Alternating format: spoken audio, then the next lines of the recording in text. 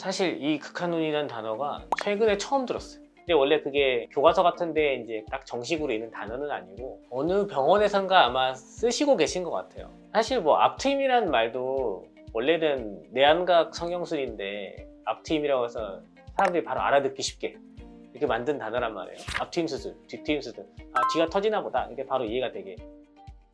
네, 이 극한눈이라는 이 표현도 아마 그런 거 비슷하게 생각이 들어요. 처음 들어본 사람 모르는데 이걸 어떻게 알게 되냐면은 환자분들이 물어봐요. 상담 오신 분들이 극한눈도 하시나요? 이렇게 물어보면은 아, 어디선가는 이 극한눈이라는 단어를 써가지고 또 설명을 해주시는구나. 그러면서 이제 그러면서 알게 된 거죠. 내가 생각할 때는 쉽게 말해서 어려운 눈이에요. 어려운 눈. 다른 성형외과가 이제 여럿이 있으면은 다들 안 하려고 하는 눈 이런 게 있어요. 복구하기가 많이 어려운 케이스 아니면은 상태의 눈을 가지고 상담을 갔더니 아, 이거는 수술 어렵겠습니다. 소위 말해서 퇴짜를 맞는 분들이 계시죠. 거절받는 수가 있는 그런 눈이라 생각을 해요. 상태가. 그런 눈은 극한 눈이라 생각이 들어요. 그리고 수술이 되긴 되는데 정말 정교하게 챙겨야 될 게 많은 눈이 있어요. 진짜 미묘하게 피부 두께도 생각하고 뭐 뼈 자체가 양쪽이 다른 걸 보정하면서 눈썹 높이가 어떻고 볼륨은 어떻고 약간 미세하게 차이 나는 걸 보정해야 비대칭을 덜 비대칭처럼 보이게 어떻게 만들어야 될까.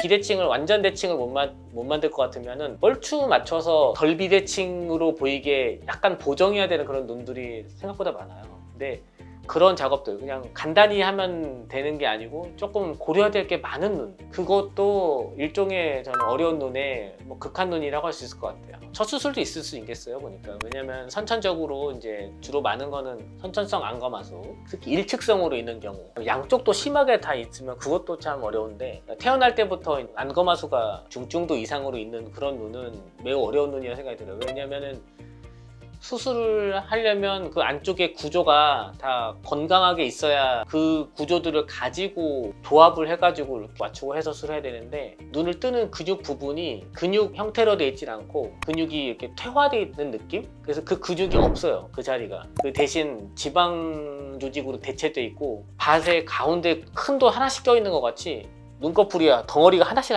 막 껴있는 경우도 있어요. 그러면 눈을 떴다가 봤다 할 때 거기서 저항을 만들기도 해요. 이게 근육이 힘이 없어서 생긴 건지 저항이 발생해서 눈이 덜 떠지는 막 이런 거 자체를 이렇게 판단하는 게 매우 복잡한 눈이 있어요. 앞서 받았던 수술이 조금 안 좋게 됐어요. 아니면 조직이 손상이 됐어. 원래 있어야 될 조직이 없어졌어. 뭔가 제거가 돼버린 거예요. 짧아져 있거나. 그러면은 원상태로 조금 복구해줘야 되잖아요. 복구가 쉬운 부분도 있지만 어려운 부분도 있을 거잖아요. 특히 이제 다른 부분보다도 우리가 눈을 떴다 감았다 할 때 매끈하게 마찰이 덜 일어나도록 매끈하게 유지돼야 하는 그 부분이 있어요. 근데 거기가 유착이 일어난 눈은 눈 뜰 때 계속 거기가 걸려요. 그래서 부드럽게 눈 떠주게 만드는 거가 매우 어렵고 또 아니면은 피부가 너무 부족해. 수술 여러 번 했더니 피부를 자르고 해가지고 눈이 덜 감겨. 이런 경우도 이전 수술로 인해서 발생하는 그런 눈들도 극한 눈이라고 표현할 수 있겠어요. 그리고 또 극한 눈 중에라고 생각이 드는 건 수술을 딱 한 번에 짠 하고 끝낼 수 없는 눈들이 있어요. 한 번 하고 한 달 차에 또 보고 아물어 가는 거 보고 또 보정하고 아물어 가는 거 보고 보정하고. 근데 보정을 눈매 교정 라인, 이게 안검하수 교정하는 그 눈매 교정 라인 선 보정하고 쌍꺼풀 라인 보정하고 눈꺼풀 위쪽 지방 볼륨 보정을 따로따로 해야 돼요. 근데 그게 초반에는 한꺼번에 각자가 다 회복하기 때문에 막 중구난방이에요 진짜.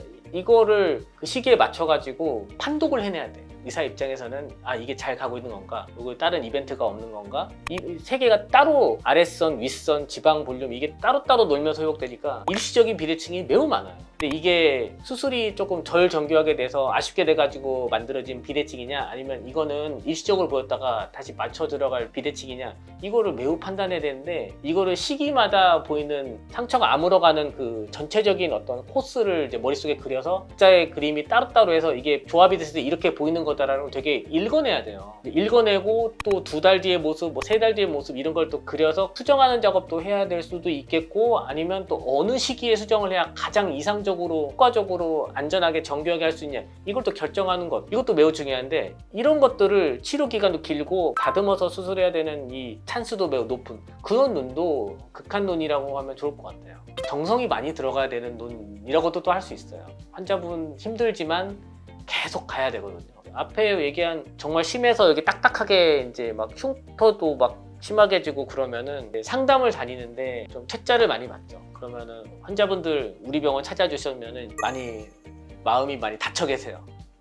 여기한테 다 안 된다고 큰 병원 가야 된다. 뭐 여기는 해결이 불가하다. 뭐 이런 얘기 그런 얘기를 조금은 듣고 오시면 제 생각에는 난이도가 좀 있는 눈, 극한 눈, 뭐 이렇게 분류해도 좋겠다 이런 생각이 들어요.